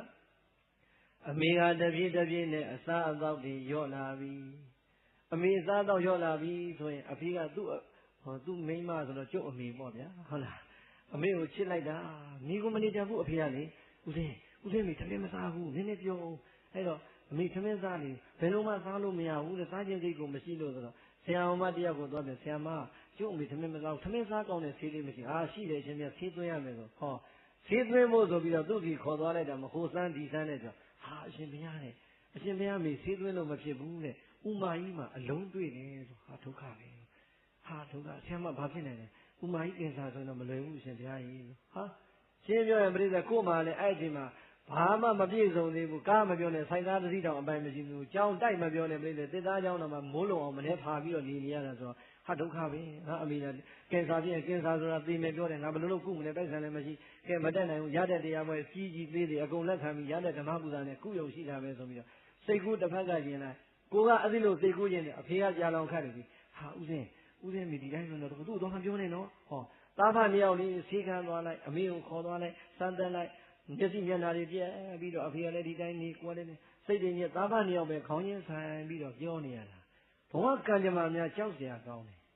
အမေအတွက်စိတ်ညစ်လို့ဆိုပြီးရှိသမျှသိသမျှအိမ်ကြီးရှောက်အလဲသွားတာပြင်းဘာတရားမှလည်းမဟောတော့ငါအမေတော့6လရှင်သေးရတော့မှငါတော့အမေနဲ့ဘယ်လိုလုပ်သေးခွဲမလဲငါဘယ်လိုမှခွဲနိုင်မှာငါမှလိုက်သေးမလားမသိဘူးဆိုရင်အတွေးနဲ့ခွေဝင်ဒီအိမ်ထွက်နဲ့ရှောက်ပြောရှောက်ပြောလိုက်တာကံကောင်းရင်တော့ရဟမအိမ်တင်ရဦးစင်းနဲ့ဒီဆေးလေးကျွေးလိုက်တယ်အလကားနဲ့ဒီဆေးတော့ရင်လည်းကောင်းရင်ကောင်းသွားမှာဆိုပြီးဆေးတစ်မျိုးပေးလိုက်တာဗျာပြောရင်းဆိုရင်အမေကအဲ့ဒီဆေးတစ်ခုကုန်တော့ကောင်းပြီးတော့ထမင်းတွေပြန်စားပြီးတော့လန်းဆန်းနဲ့အမေကလန်းဆန်းမယ်လို့စရုံရှိသေးတယ်အဖေကခေါင်းကိုက်တယ်ဆိုပြီးတော့2ရက်3ရက်အိပ်ရတဲ့ကမထားဘူး4-5ရက်နေတော့လေအဖေကခါလိုက်ဆိုဦးစင်းတို့ဖေကသူ့ဆေးလေးသူတောက်ပြီးတော့နေတာဆိုအဖေအတွက်ပူတော့မပူမိဘူးဆေးလေးတောက်လိုက်အဖေ9ရက်ရှိနေပြီခင်ဗျာခေါင်းကိုက်ကမဟုတ်တော့ဘူးထင်တယ်ချောင်းလေးဆိုးလာတယ်ဆိုတော့ချောင်းဆိုးရင်သွေးလေးနည်းနည်းပါတယ်ဆိုဒုက္ခပဲအဖေလည်းရောက်ပြန်ပြီဆိုတော့အဖေကိုသွားပြီးတော့စမ်းသက်တော့အောင်မလေးပရိသတ်ကြီးအဖေအနဲ့စမ်းသက်ခါမှာအဲ့ဒီမှာပြဿနာကအကြီးကြီးအမေဇောနဲ့အမေအတွက်လည်းသူဇောတွေတန်နေတာသူယောဂသူမသိဘူးဖြစ်နေတယ်အဲ့တော့စမ်းသက်လိုက်တော့အဆုံးမှာဘာတွေ့တယ်ညာတွေ့တယ်စမောတွေ့တယ်ဘာညာဆိုဒုက္ခပဲဆိုနောက်ကြတော့ဆရာဝန်လည်းခက်တော့ခက်တယ်ပရိသတ်ကြီး तू ကဆရာဝန်ဆိုတော့လေ तू ကဆေးကုတဲ့ထောင်တာကိုကလည်းစာတက်တဲ့ထောင်တာဆိုတော့ပြဿနာအဲ့မှတက်တာအဲ့တော့ဘာဖြစ်လို့သူ့ပဲကြောက်နေရတာမို့ तू ကဒီဆေးကျွေးဆိုကြတယ်အဆုံးမှာ TB မှန်းလည်းမသိသေးဘူးကင်ဆာမှန်းလည်းမသိဘူးကျွေးထည့်လိုက်တာ TB ဆေးတွေကျွေးထည့်လိုက်တာဒီ90နဲ့တစ်နှစ်ရောက်နေတဲ့ဒီအဖိုးကြီးက TB ဆေး10ရက်15ရက်တောက်လိုက်တော့ဘယ်လိုလုပ်စားနိုင်လဲမစားနိုင်အားတွေပြက်ပြီးတော့ပိန်ချုံသွားလိုက်တာမဖြစ်တော့ဘူးလို့ဆေးရုံတင်လိုက်ခါမှာပြိတ္တစီတီစကန်ရိုက်ပါတဲ့ဒါမှအမှန်သိမယ်ဆိုရိုက်လိုက်တဲ့အခါကျတော့အဆုတ်ကမတော်တော်ကြီးကိုအပိုင်းပိုင်းပြက်ပြက်ဖြစ်နေသွားပြီးအရှင်ဘုရားရေးတဲ့ကင်ဆာတဲ့ခုမှပဲကင်ဆာမှန်းသိတော့တယ်ဟိုမှာလူနာပေတော့မယ်ရဲကြံတော့တယ်အဲ့တော့ဦးဇင်းကလည်းဘာပဲပြောပြောငါ့ဖေမသိနိုင်ဘူးလို့ကင်ဆာဆိုတာအဆုတ်ကင်ဆာဆိုတာကုရင်ရတယ်ဆိုပြီးတော့ကြိုးစားပြီးတော့ကုလိုက်တာဒါပြိတ္တဘာကြောင့်ပြောနေရတာလဲဆိုတခါမှအသက်ညံစောင့်ဆိုတာအဲ့ဒါပဲဆရာဝန်ပြောတာတော့မှန်တယ်နော်သို့တော့ဆရာဝန်တွေကိုဦးစင်းကဆော်ကားတာမဟုတ်သို့တော့ကိုယ်လူနာနဲ့ကိုယ်နဲ့နေ့စဉ်ထိတွေ့နေရတဲ့အဖြစ်အပျက်ခံစားချက်လေးတွေကြည့်ရင်ဒါဖြစ်ခြင်းမှဖြစ်နိုင်မှာပဲဟိုကလည်းဖြစ်နိုင်တာပဲဆိုတဲ့ဉာဏ်လေးနည်းနည်းထည့်ဖို့သိလို့တယ်တခါမှဆရာဝန်လည်းဘုဒ္ဓဆင်ပြတဲ့သူလည်းမှန်းမှန်ပြီးတော့ပြောရတာလည်းရှိတာပဲသို့တော့အဲ့ဒီဉာဏ်မှာကိုကနေ့စဉ်ထိတွေ့နေတဲ့လူတော့ဉာဏ်မကွန့်တဲ့အခါကိုပဲခံရတာအဲ့ဒီမှာဦးစင်းကစဉ်းစားမဖြစ်တော့ဘူးဆိုပြီးတော့ကဲငါဒီတိုင်းဆိုတော့ငါအဖေတော့ဒီတိုင်းပဲသိလိမ့်မယ်တဲ့ကဲအဖေစားကြစားပြန်လို့သူတို့ဆေးတွေမអွန်နဲ့တော့မတောက်နဲ့တော့ဆိုကဲစားမဖြုတ်သေးပဲနဲ့တခါတည်း TB ဆေးတွေអွန်အကုန်လုံးဖျက်လိုက်တော့မှအဖေအစားတော့တွေပြန်စားလန်းဆန်းပြန်ဖြစ်လာတော့ပျော်သွားတယ်ငါအဖေမသိသေးဘူးဟုတ်လားဟိုဆေးကောင်းတယ်ဆိုကြွေးဒီဆေးကောင်းတယ်ဆိုကြွေးကြောင်းပဲပြန်မယ်ဦးစင်းဟာတဲ့သိရင်လည်းတရားလေးပိုင်းထိုင်ရင်သိမယ်နဲ့သူတို့ဟာဘာမှလည်းကုတာလည်းမဟုတ်ဘူးဆိုအဖေကလည်းစိတ်ညစ်ပြီးတော့ကြောင်းပြန်တာနောက်6လမပြောနဲ့နောက်6နှစ်တောင်မသိဘူးလို့ထင်တဲ့အဖေဟာလေတပြေးနဲ့အစားတွေရော့အတော့တွေရော့လာလိုက်တာတကယ်တမ်းအားပြတ်သွားပြီဆိုတော့ပြိတ္တမရတော့အဲ့ဒီနေ့မှာပဲမှတ်မိနေတဲ့ဦးစင်းကအကုန်မှတ်မိနေတယ်ထိုင်ရင်အမှတ်လွတ်တယ်အောက်တိုဘာနိုဝင်ဘာ29ရက်နေ့29-30 2ရက်ကိုဖျက်ပြူကနေတရားပွဲပင့်ထားတာ29ရက်နေ့ဟောလဲပြီးတော့ပြန်လဲလာရောအကုန်လုံးညီကိုမောင်နှမတွေအဖေနာဝိုင်းအဖေဘာဖြစ်တာလဲ ဟာစောစောကလည်းဖောက်သွားတာတဲ့ဟိုတတိပိုင်းမရတော့ဘူးတဲ့တီဗီလို့ထင်တာတဲ့အဲ့ဒါနဲ့ဦးဇင်းဟာအဖေဘယ်လိုလဲဆိုတော့ကောင်းနေပြန်ရောအပြန်လာပြီလားတဲ့ဗာတရားဟောခဲ့လဲဗာနဲ့ညာလဲသူပြောပြီးတော့ဦးဇင်းပေးရုပ်ပေးမယ်ဖေးလို့အဖေကိုဒီနေ့ပေးမရွတ်ဘူးပေးရုပ်ပြီးတော့လည်းသာဓုတွေခေါ်သဘောကြီးကြားပြီးတော့ဟောရင်းနေဗျာဘယ်နဲ့မိုးလေးနဲ့ကဆရာတော်ကြီးတစ်ပါးကြွလာတော့သင်္ကန်းတစ်စုံကသူကိုယ်တိုင်ပဲ10 နာရီလောက်မှအမျှတွေဝေဗာတွေဝေလဲလှုပ်ပြီးတော့လှဲလိုက်အောင်မယ်ဆိုပြီးတော့လှဲလိုက်တာဟောပြိဿကြီးရိုင်ရွဲ့နေတဲ့ခန္ဓာကိုယ်ဟာမဲ့နေတဲ့သီသီလိုပဲလေးတိုက်မခံတော့ဘူးတဲ့လှဲတဲ့အလှဲလေးမှာပဲအသေးတော့ကောင်းတယ်2 မိနစ်အတွင်းလှူပြီးတဲ့အချိန်မှာအဖေလှဲအဲ့ဒီမှာအသက်ပါသွားရောကဲဟာလူလေးဘလို့ဖြစ်နေလဲအိမ်မဆိုကြီးမလိုက်တော့ဟာဟုတ်မှဟုတ်လားလို့သိချာကြည့်ပါအောင်ဆရာမအဖေမသိတော့ပါဘူးသိချာကြည့်ပါအောင်ဆိုကို့မှာအယူကြီးတစ်ပိုင်းလို့ဖြစ်ပြီးတော့ဆရာမမဟုတ်ဘူးတဲ့ရှင်ပြမရှိတော့ဘူးဆိုဟာသွားပြီလို့ထင်တာကအမေကိုထင်တာအဖေကဇက်ခနဲ့ထွက်သွားပြီဆိုတော့အမေရှိတဲ့နေရာအပြေးသွားအဖေတော့သေးလိမ့်မယ်နဲ့အမေရဲ့အဖေများသေးသွားအမေစိတ်ထဲမှာတင်းတာတော့အမေပါတခုပြင်ကျုပ်ပါတိုက်သေးရလိမ့်မယ်အမေကိုအားပေးပြီးတော့ဖတ်ပြီးတော့အားပေးနေတဲ့အချိန်အမေကသိတယ်ဦးစင်းနဲ့မှန်မှန်ပြောပါတယ်ဦးစင်းအဖေဆုံးပြီမို့လားတဲ့နောက်ဘယ်လိုလုပ်လိမ့်လို့ရဟုတ်တယ်အဖေတော့ဆုံးတယ်အမေဒီဦးစင်းပြေးလာတော့အဲ့ဒီမှာကြောင်းကြီးပေါ်မှာသားမိနေရဖတ်ငိုပြီးတော့အမေကိုတခါတည်းရင်ပန်းလေးဖိပြီးအမေတော့တတိထားနော်အဖေကိုကြည့်နေတတိထားနော်နဲ့ပြိတ္ပြောပြီးတော့ကို့မျက်ရည်တစ်စက်မှမကြဘူးအဲ့အချိန်ကြီးဘာဖြစ်လို့မကြတာလဲအမေဟာငါငွေဘလို့နေမလဲငါညီကိုမောင်တို့ကလေငါဆရာငါတပည့်တွေဟာငါသာငိုလိုက်ရင်သူတို့ဘလို့နေကြမလဲဆိုတဲ့အသိနဲ့ထိန်းထားလိုက်ရတာထိန်းရင်နဲ့ပြိတ္တရဲ့အရှင်အာနန္ဒာတဲ့ကောင်ဆိုးသေးတယ်ဆိုးနေလာတာဘယ်လို့မှမခံစားနိုင်တော့ဟာငါဒီခံစားချက်ဘလို့လို့ရောက်တော့မလဲကိုယ်တွေလည်းသွားငိုလည်းမရဘလို့မှမခံနိုင်တော့ပြိတ္တရဲ့အခန်းထဲဝင်အခန်းတကာပိတ်လူကြားမှာကြောက်တဲ့အခါကျခေါင်းပေါ်မျက်နှာပေါ်အဲ့မှောက်ထားတဲ့ခေါင်းပေါ်ကိုထပ်ပြီးခေါင်းနဲ့ထပ်ဖိပြီးတော့အာရပါရနဲ့ငိုလိုက်ရတာနိုင်ဝက်လောက်ငိုလိုက်တော့မှတက်တော့တက်တာရှိတာဩတော်သေးတယ်လို့မငိုတာမငိုဆုတ်ပြီးတော့သေသွားနိုင်တယ်အဲ့တော့ကြည်သာလို့ကိုယ့်ဟာကိုယ်ချက်ချင်းတန်ဝေရရတော့စကားမပွင့်နိုင်သေးဘူး